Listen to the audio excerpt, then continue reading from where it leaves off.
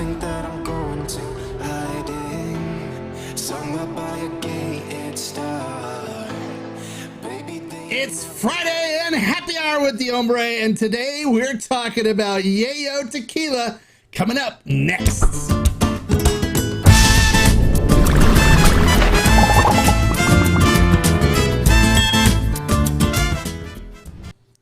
Hello and welcome to this episode of Happy Hour with the Hombre, where today we are talking about Yeyo Tequila. Just a couple little announcements here before we jump right into it. First, as you guys know, I will be out in Mexico next week, so there will not be any live streams, but I will be posting Instagram content as well as some stuff on YouTube, so make sure you keep your eye out for that. I will be doing it from the distilleries in beautiful Rondas, Mexico.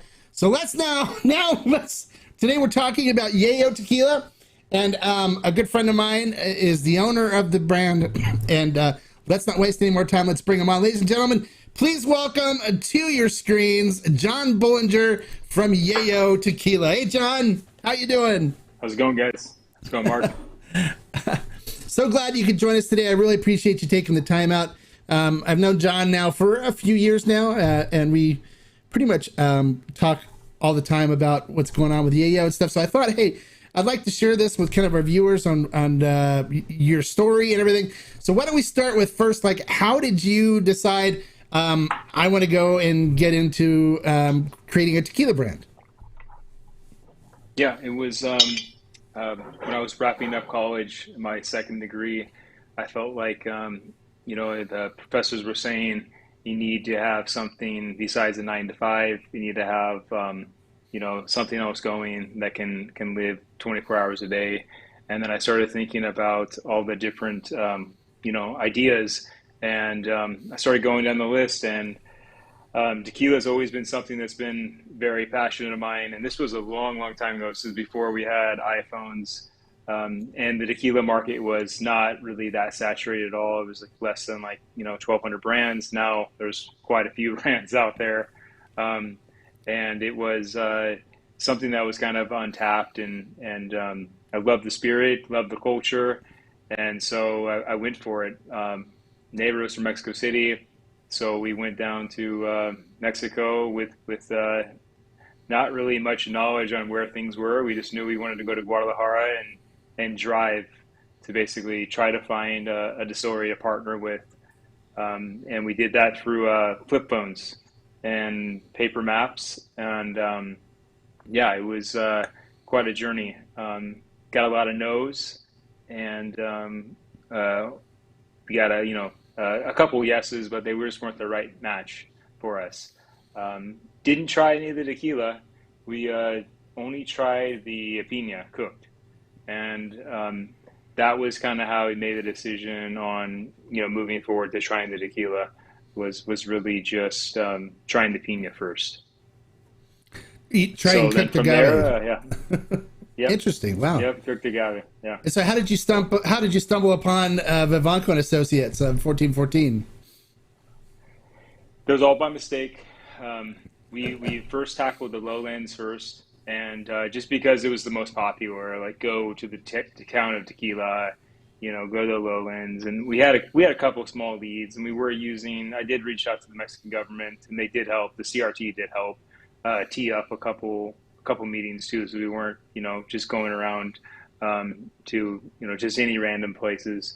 But then we made our way up to the highlands, and the Vivancos was really just a mistake. It's very small distillery. You could pass by it just like this. If you're not looking, Yeah. And we just happened to go in there, and gate was open, no guard, and the first pitch they said no. So got back in the car, translated what happened, and then repitched it. And they said yes the second time. Yes to trying the piña out of the cooker. That's it. Not yes to anything else. So they were hesitant on even doing that back then. But this is like 2009. So this was a long time ago. There wasn't many brands out there besides the big boys. But a lot of these smaller brands didn't really exist back then, and I just knew I wanted to go do this, and took a leap of faith and did it. And that's how I started the relationships with the Blancos. And ever since I tried that cooked pina it was actually on the ground. It wasn't even in the oven. It was literally left over on the ground. I knew once I tried that, and it was just like I needed to work with them. So ever since then, we've had a relationship, and it's been great with the family, with Sergio Cruz, and yeah, it's been an awesome ride. So Oh, nice. So just so everybody knows, I mean, not everybody's been to distilleries before, but they're not always cooking or always have cooked agave ready for you. You actually have to find out when they're producing, and then find out when the cook's been done and when the agave is cooled down, so you can actually taste it and see what it tastes like. So you probably had to spend a few days there going back and finding out when they were producing and stuff in order to get your sample of cooked agave. Is that? it was timing though. So they already had a batch that probably had just been, it's been cooling for maybe a day or so, and there was some leftovers, literally on the ground, and that was enough. That was enough. They basically, Juan Carlos was the one who helped us, but they pointed to the ground, and I grabbed it, and I was like, oh my gosh, so good. It was so good you could sell it on a stick, if it was legal to do. That was that good. It had so much the sugar content and the flavor profile. It wasn't burnt. It was just like the juice just tasted so good. So I knew the tequila was gonna be amazing if the agave tastes this great. I had tried other distilleries agave, like piña, and some of them I couldn't even finish a whole bite. I had to spit it out. It was that bad. It just wasn't tasty, and yeah, so there was definitely a difference. They have not every cooked agave tastes the same. Yeah, well, So it's how much penca they leave yeah, on it and stuff like that, right? So you don't want a mouthful of yep, penca if it's, you want to get, yeah. some of that. And if for those of you that have never been to a distillery, never tried cooked agave, it's like nature's candy. It's so sweet and delicious. It has a very sweet honey, like molasses, cinnamon, sweet cinnamon, and baking spices kind of flavor to it. That's why a lot of times when I say cooked agave, I say sweet cinnamon and baking spice, because that kind of describes how this tastes. When a distillery is actually, when they're crushing, that's the best time to go, because that's when you can actually get pieces of agave to taste. Because when they're cooking, it's all in the ovens being cooked, and it's too hot for you to try. But it's Yep. super delicious. And every time I go, I was like, "Do we have any cooked agave anywhere that I could?" And they normally will hand out some and let you try it. Yeah. But John's Another correct thing though. too is the smell. The Yeah, smell. I love the smell. Yeah. It's Yeah. it's great. Okay, so then you decided on the Vivancos NOM 1414. So what was the process like in solidifying your flavor profile and deciding on how you wanted to do things and stuff with? I know you didn't start with Sergio Cruz, right? He came in afterwards. You started with the distiller before him. So how did things work? How did you kind of develop the flavor profile and stuff with them?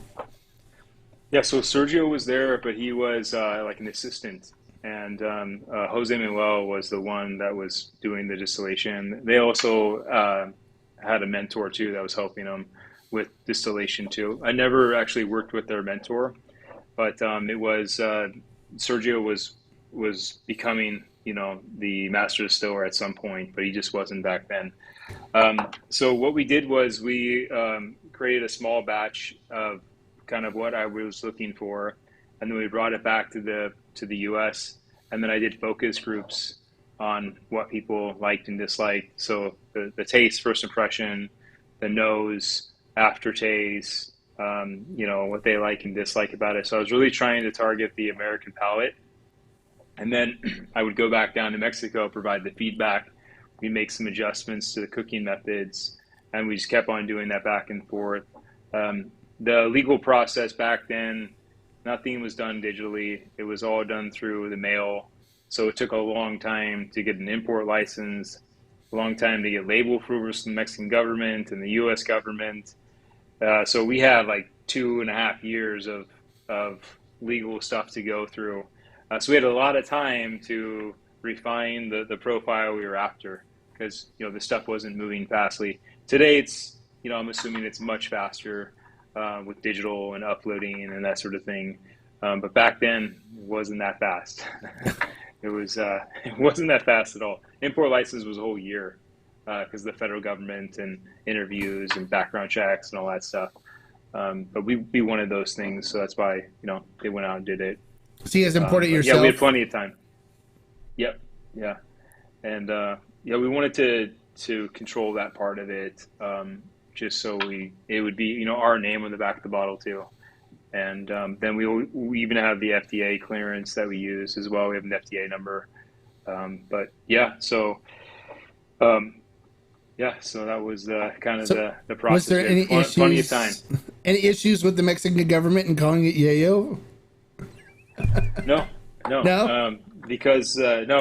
I actually one of the nephews of the Blancos, that his name is Yayo, and we told him what Yayo means to us. Traditional distilled with modern twist. Yayo also means like cool. It means like mother. You could say your car is very Yayo.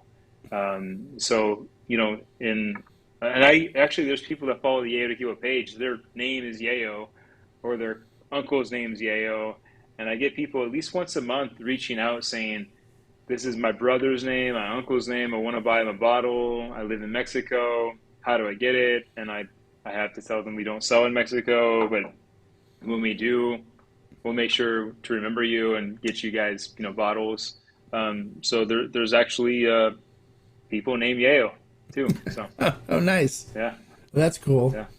All right. So then after you had the flavor profile created, you then went on to select your bottles, right? And how did you decide on the square bottle and this kind of look to it? Yeah. So I assessed a couple of different manufacturing, some from China, some from Mexico, and then the original Yayo bottle, the one you're holding, we were buying it from France, from Savor. Savor now has a manufacturing facility about 2 hours from Guadalajara, which they didn't have back then.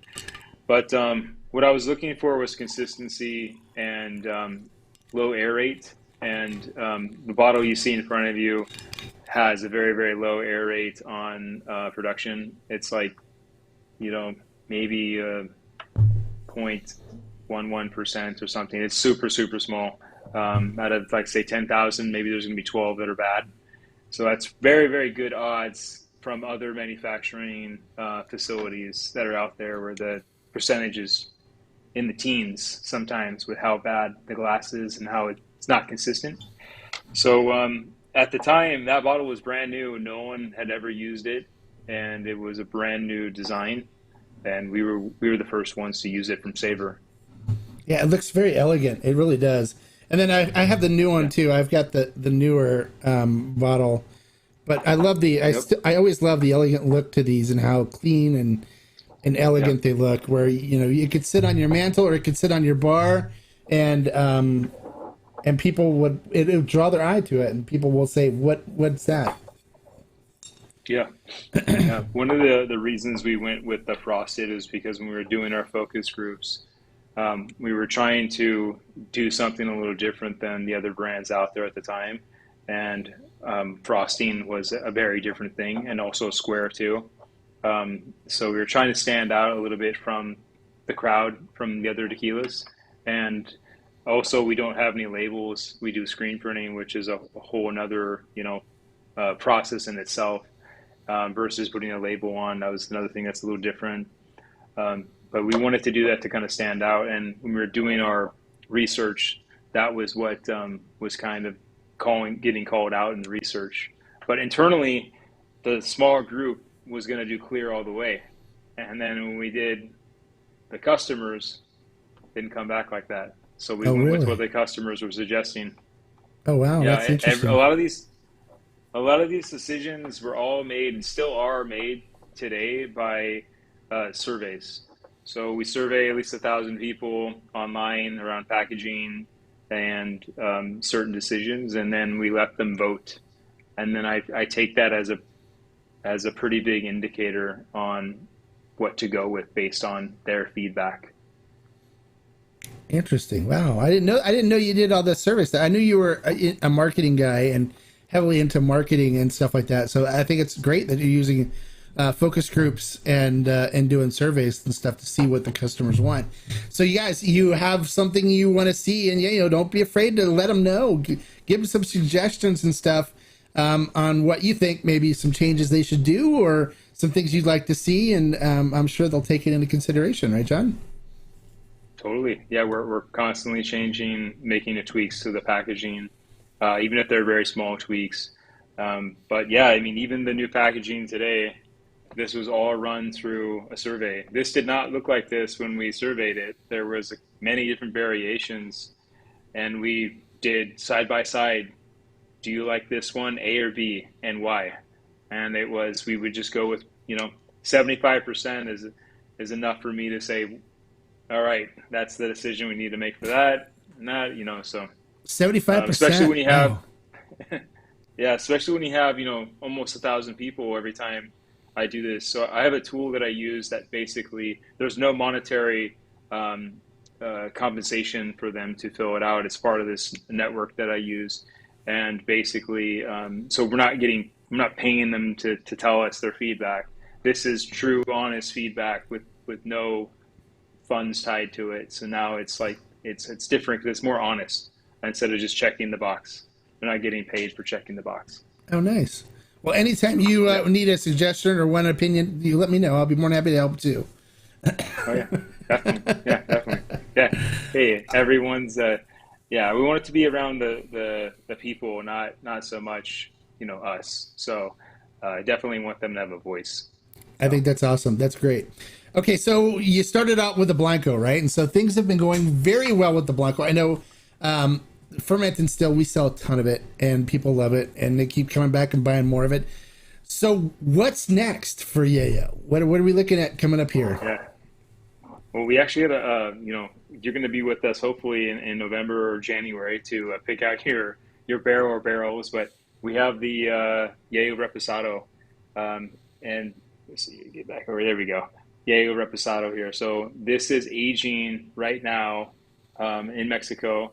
We filled up our Blanco 100 in 12 barrels, and that was back on May 1st. We have the CRT seal, so we sealed them off on May 1st. Just waiting on the glass. Glass is supposed to be done end of December, so that's around 8+ months. So these barrels are from Colombia. They had dark rum in them for 12 years, and they made their way back to the U.S., and then I shipped them down to Mexico. They'll be single casks, and they're numbered. On the top, there'll be a number of the barrel, a number of the bottle, and they'll all stay together. So ferment and still would have their own special, casks that will stay together.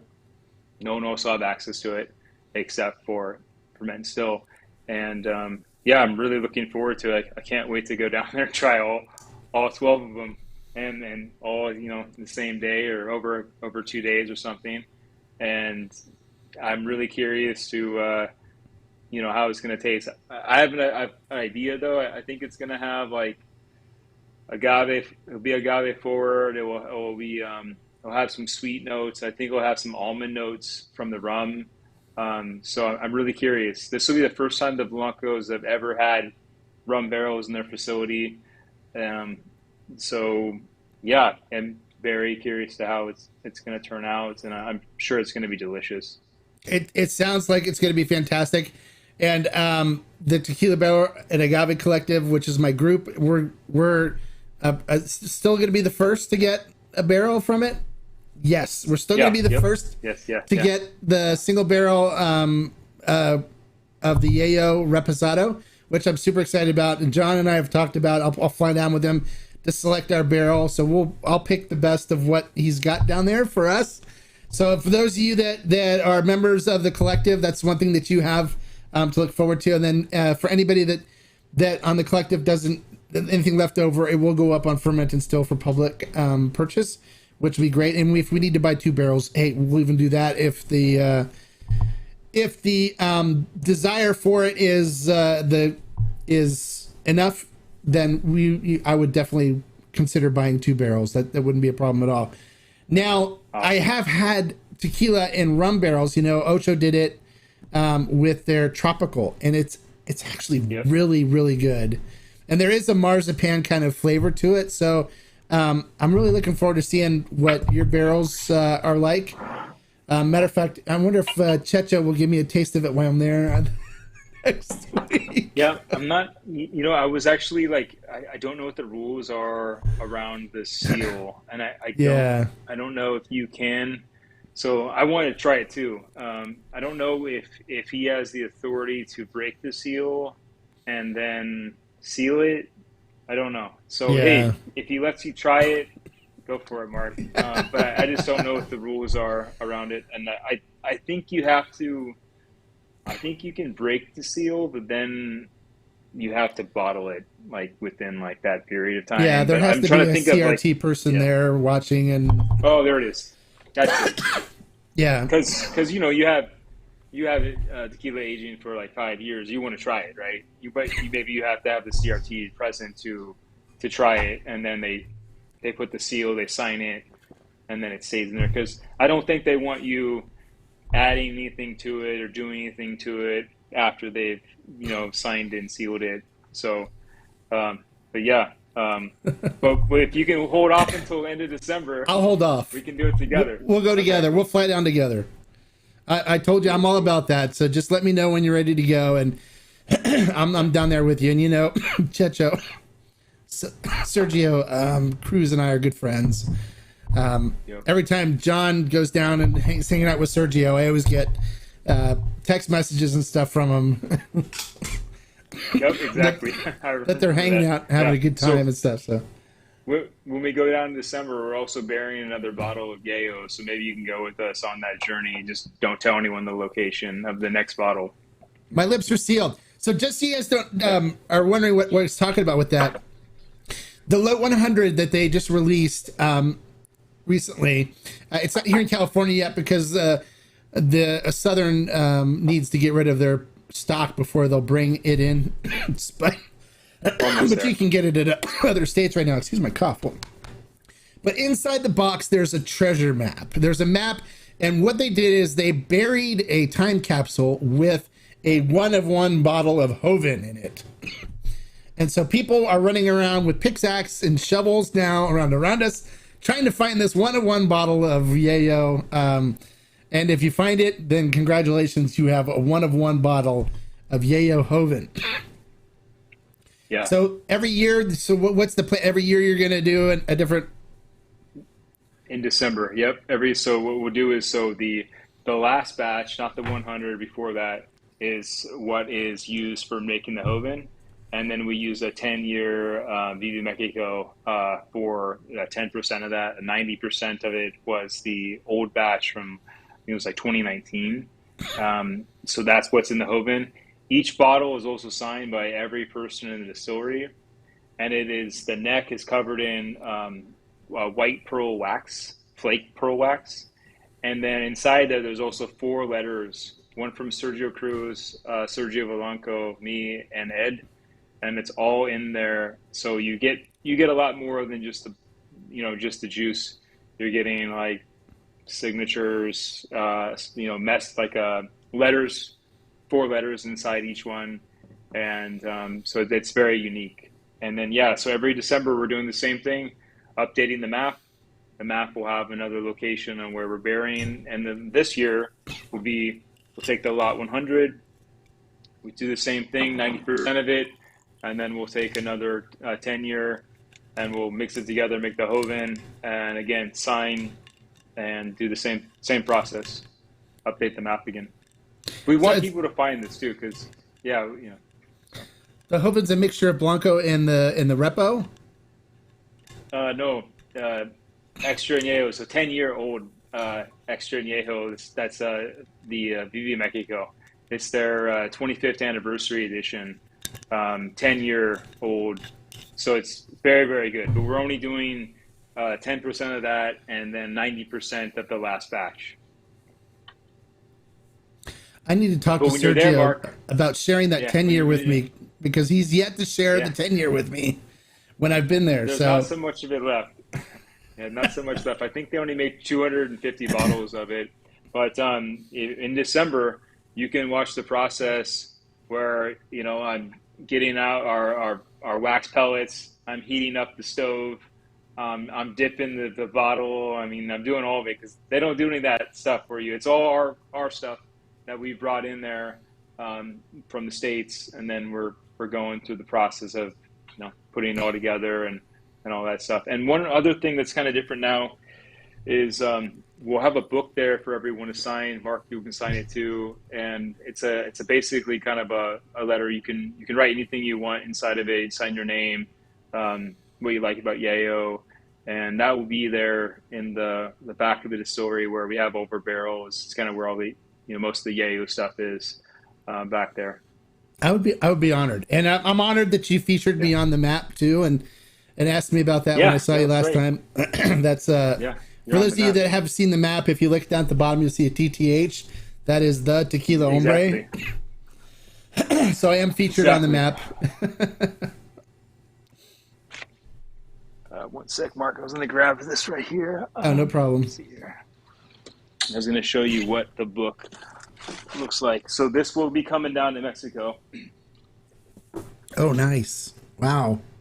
So basically, in this is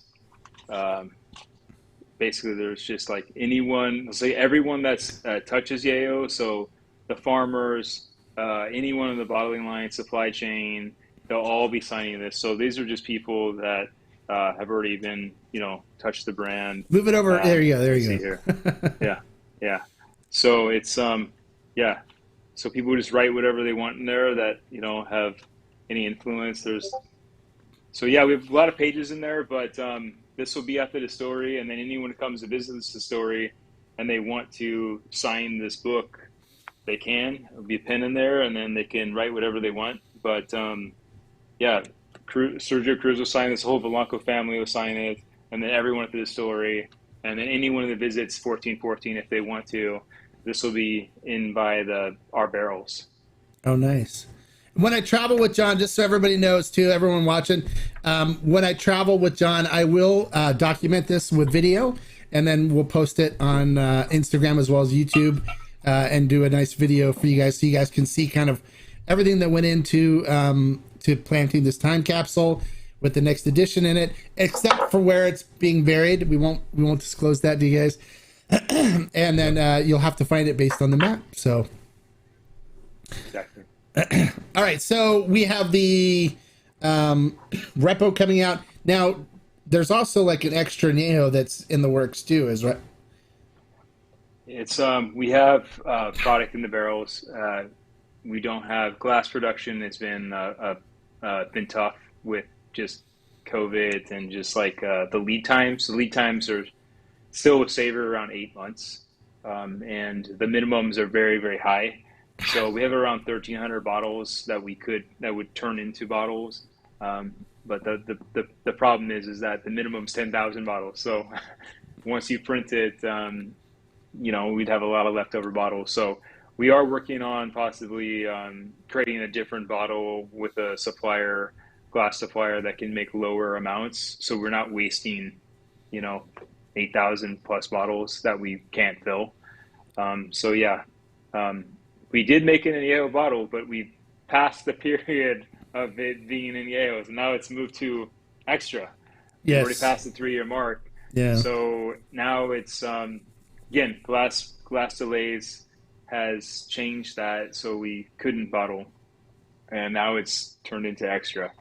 We're still working through that, but it's not going anywhere. If anything, it's just getting well, rested. So if you decided to use a different bottle, I don't think people would mind, especially not my group of people, and we would be happy to take a bunch of that and offer it up on fermented still and stuff for the collective members, as well as my membership people. Excuse me, as well as sell it on fermented still for people that want to grab it. So Yeah, definitely. Yeah, we actually met with another glass company a couple weeks ago at the LA Tequila Fest, and they may help us with 1,400-ish bottles, so we can have enough to bottle at the right time. But yeah, it would be something unique, and the downside with this is that once it's gone, it's gone. It takes a long time to rest that, so it's not like we'll have enough to keep replenishing it. Once it's gone, it's gone. so very special edition then, which is cool. I mean, that's what we all like to see, right, guys? All right, so we're pretty much done with our interview segment. Why don't we open it up for questions from our members, and see, as well as comments. So Don R here he says hello. And he says the repo is going to be interesting flavor profile. Looking forward to trying it. I agree. It does seem like a very interesting flavor profile. I'm looking forward to trying it too. For those of you that haven't tried Yayo Blanco, it is one of my must grab bottles. It's such a beautiful Blanco. It's just really true to the cooked agave, which you don't find a lot of Blancos out there that are like that. Just beautiful, rich cooked agave flavor to it. You don't find too much influence from the fermentation in it. There's a little bit from the I believe this is champagne yeast, right? So you can pick up a little bit from the champagne yeast on this, but it's really a just true, pure cooked agave experience in a bottle, which I'm a big fan of. I love cooked agave, and I think after an agave takes 6 to 8 years to mature, it deserves to be represented in a very well, flavorful manner. Don't you agree? Totally agree, man. It's so sad that some brands add additives to disguise it or to make it consistent through batches. Every batch is going to be different. That's just because the ground is evolving and changing, and that's just how it is. So it's like wine. Well, and Checho, or Sergio Cruz is a magician when it comes to really cooking the agave and then doing the fermentation correctly, because each element can add different flavor profiles and stuff to it. You don't ferment it right, you can really change the flavor profile of it. And then when you hit distillation, when you're doing your cuts, you want your right amount of heads, your right amount of hearts, corazon, and your right amount of tails. Otherwise, you can totally blow out the flavor profile. And one of the things that I've really enjoyed in my time visiting 1414 is sitting down. I'm a total fermentation geek, okay? Because I come from beer. I was a national champion home brewer, and fermentation is like the key for producing good beer. And so sitting down with him talking fermentation, and then watching him literally take me into the office there, that's inside the patio area where you normally do the tasting with the goat cheese and stuff.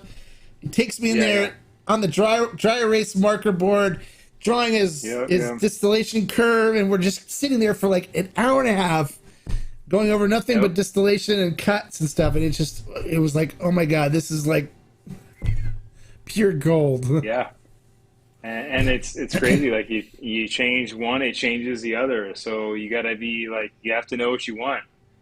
No, he's chemist and artist together. Yeah. For those of you that don't know, he's actually a professor of chemistry at the local university. So he actually teaches chemistry to college students. For those of you that didn't know that. All right, you guys, we're open for questions and comments from John. If you have something you want to know. Ask away. Go ahead for members or comment. John's here to answer your questions and stuff. We have a few more minutes where I'm sure he'll be open to asking. I think we probably might have addressed everything. We've got. It's always great when they don't ask, but it's always great to have them ask questions. It's exactly. All right, so John, what's coming up really quickly for you guys? I know you have the repo coming out in the end of the year, and then what are you guys looking to doing after that? Are you gonna do it in So Yeho we before you are do the extra in Yeho, or? we don't have anything in the barrels right now, so that's a no on that one. I wish we did, but I'm pretty particular on using like our own stuff. So I'd want to like source it and bring it down to the distillery and not really kind of use what they have in their barrels right now. Right. I know a lot of other brands do it that way, or they go, "Hey, what do you got?" It's like let's put it in our bottle. Everything that we're doing is we're sourcing it, we're bringing it down there, and it's unique to us. Even down to our packaging, even our wax.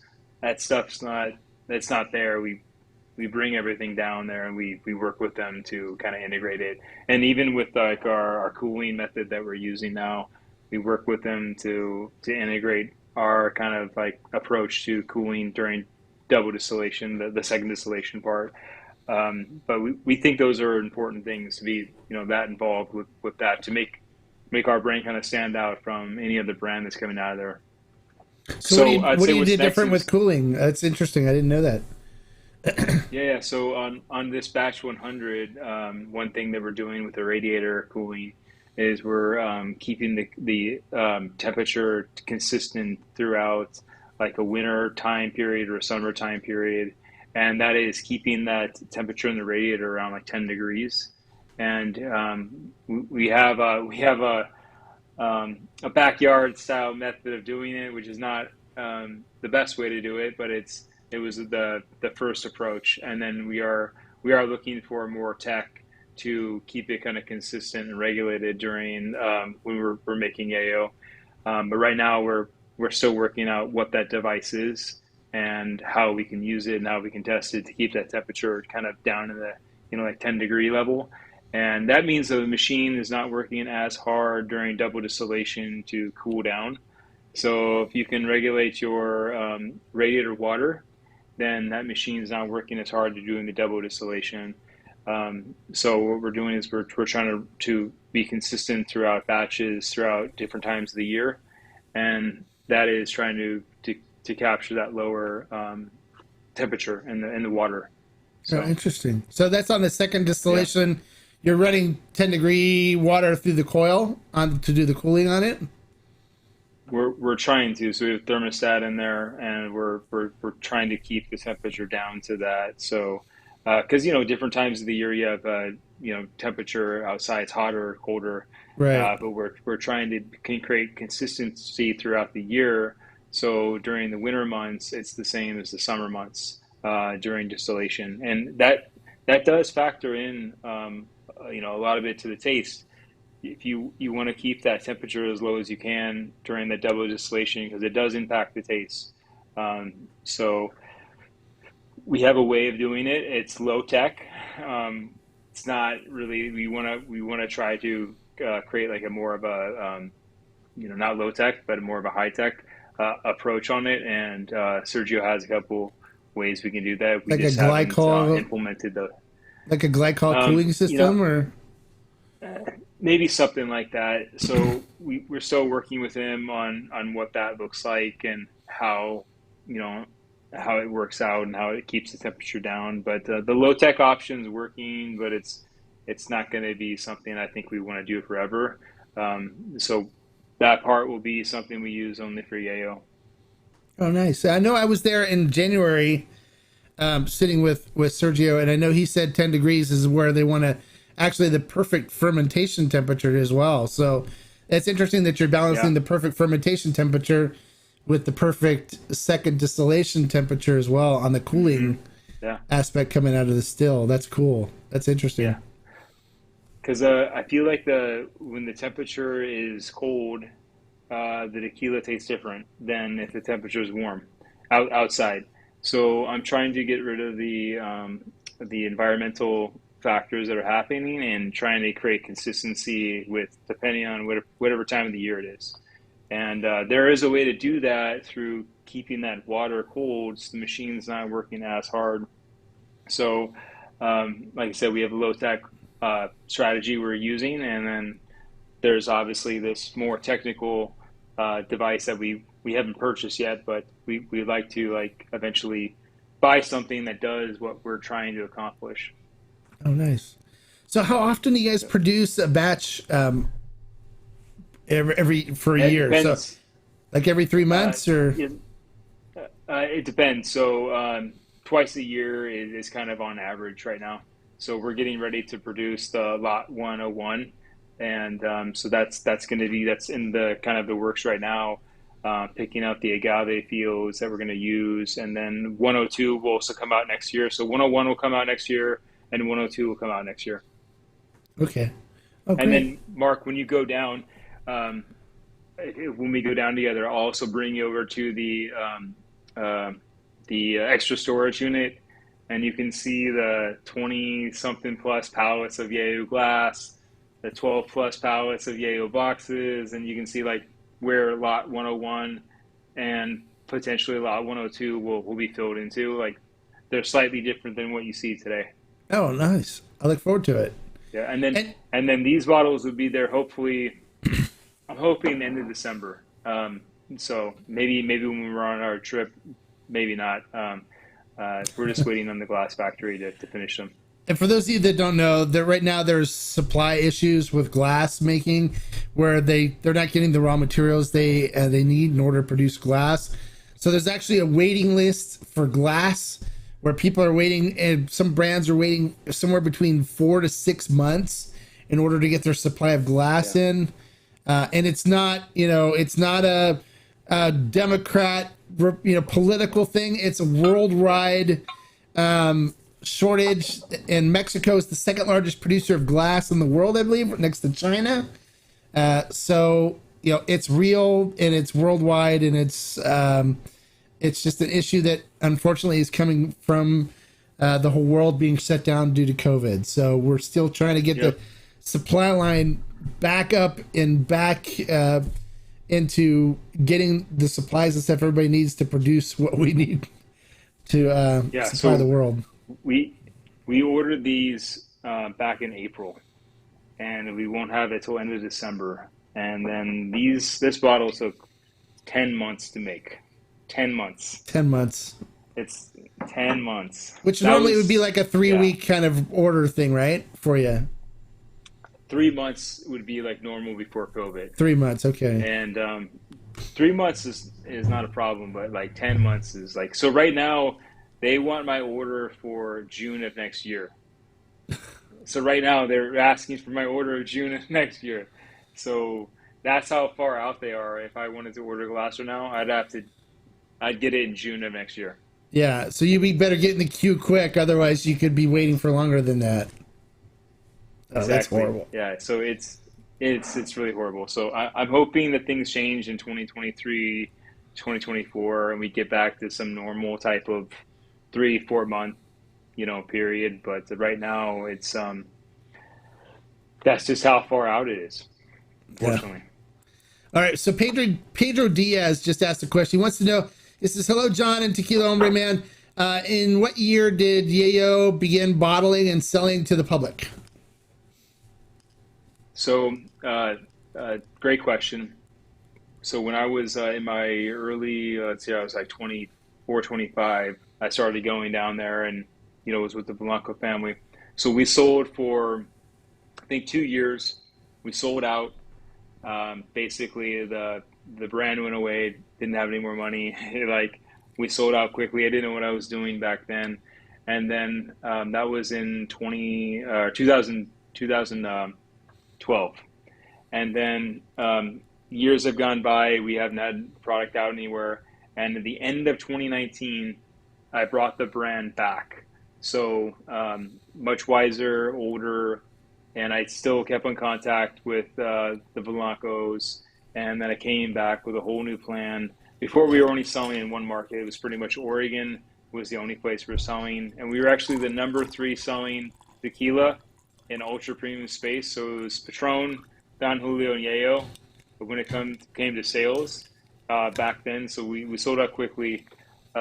So end of 2019 really is when we came back on the scene, and then as soon as we got momentum, COVID hit, and then we thought it was only going to be like a couple weeks off, but that wasn't the case.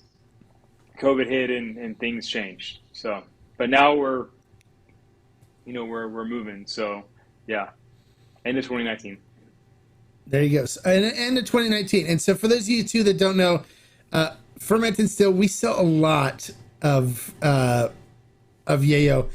Matter of fact, I remember John messaging me saying, "Hey, we just got a pallet into in Southern California, and we bought the whole pallet because we had so many people wanting all of the Yayo that was available. So we bought the whole pallet. So we bought everything that was available in Southern California, and we sold it all. So you guys can definitely pick up a bottle of it on Ferment and Still. We are happy to support this brand because we know it's an excellent quality brand, and everybody that we've ever recommended it to loves it when they try it. If you haven't tried it yet, it must be. If you're a Blanco person, it has to be on your must-try list. It really does. It's a fantastic tequila, and I think everybody should try it. Agreed. And I know John's like, "Hey, did you guys just buy the whole?" And I'm like, "Yeah, we bought the whole pallet." Yeah, I remember that. Yeah. So, no, it's and Ferment Still has been awesome, and we are almost out of inventory with Southern, and Lot 100 will come over. We got Lot 100 in Canada, we got it in Oregon, we got it in Vegas, we got it in Florida. So it's we have it in North Carolina, we got it in Oklahoma. So Lot 100 is out in different markets, but in SoCal and NorCal, they're kind of blended together. And Southern orders a mass amount of product at a time. It's not just a pallet or two. They buy quite a bit. So yeah, we're almost through all of the inventory with them, and they will have Lot 100 hopefully soon. So make sure you head over to Ferment and Still and get your bottle of Yayo, and you could end up with a bottle of Lot 100 for all we know, because we don't know what Southern's got. But the quicker you guys buy it out, the quicker we can get the 100 Lot here in California, so you guys can grab it on Ferment and Still. So, all right. So, any other questions? Always good to have both in there. Oh, absolutely. I've got this is for those of you that don't know too. This is the Lot 100, and this is the regular bottle. So there's a little difference in the bottle, I think, right? Yeah. Yeah, one's made in France, one's made in Mexico. One has a soft touch, not soft touch, but a matte finish. One has a gloss finish, and one has a glass cork. One has a screw top. So they are slightly different. And one's got Sergio Cruz's signature on it, which I'm sure he's like a big fan of that. Yeah, exactly. Yeah, we wanted to keep it about the people that make Yayo, and Sergio Cruz obviously is a huge part of it. So Sergio's great. I love Sergio. He's a good friend of mine. Very good amigo. Oh, he's great. So you guys, when make sure you watch the Instagram Tequila Hombre Instagram channel, because I will be with Sergio Vivanco and Sergio Cruz next week. So we always, whenever I get together with him, we call ourselves the Trace Tequila Amigos. We always have so much fun together. I think we even live streamed you, I think, a couple of times when we were together. We're like, hey, let's bring Jon Bullinger in. Yeah. I remember I was at the distillery, and we were having this big party at the distillery, and I got on with you. And then also too, I was in Sergio's truck, and I called you. I remember that. I think I called you. Yeah, you guys were hitting the Banda bars. Exactly. In December, we'll definitely have to. We'll make it a face-to-face thing. So it'll be cool. And then you're gonna see how it is to be with me in Arandas. Maybe it's different. Well, you're driving, right? Because I won't drive in Mexico. Oh yeah, man. I don't even need a map. And I know it pretty well. That's the thing. It's like excuse me, on this trip, I'm not even driving because it's like, for those of you that have never been to Mexico, they have some weird rules on how they handle things in Mexico. Last time I was there in August of last year, we were actually in an accident. We were actually hit by somebody that was backing out of a parking space, and he ran into us. And the way they settle their accident stuff there is kind of crazy. So when I go to Mexico, I typically don't drive. I typically hire a driver because I don't want to be in the middle of that. Because you could end up sitting in a Mexican jail if you don't handle it right. And that's not something that I want to do. So John, you'll have to drive. I'll fly with you. You're here in LA. I'll meet you at LAX. We'll fly down together, and we'll do it. Yeah. If you ever do rent in Mexico, just make sure you get full coverage. And don't buy the full coverage on the website. Buy the full coverage when you're at the car place, rental place in Mexico. Because it does not make a difference when you're doing it online. It does not work. It doesn't transfer. You have to do it when you're actually on site, because that insurance does not flow through. But the insurance is more than the car it is a day. So say the car is $50 a day, the insurance is $60 a day. Oh. So, but it's worth it though. And if something happens, it's 100% covered. You can bring back the steering wheel, and that's all they need. So here you go. That's it. It's fully covered. Yeah. All right. Well, Jon, thank you so much for taking the time and spending it with us today. I appreciate you. I appreciate you sharing Yeyo with us today and sharing your passion for tequila and agave spirits. You guys, thank you so much for tuning in on a Friday. I know it's everyone wants to go out and and spend time with their families and stuff. So, Jon, thank you. I know that we've been working on trying to get this together just so people can learn about this wonderful brand, Yeyo.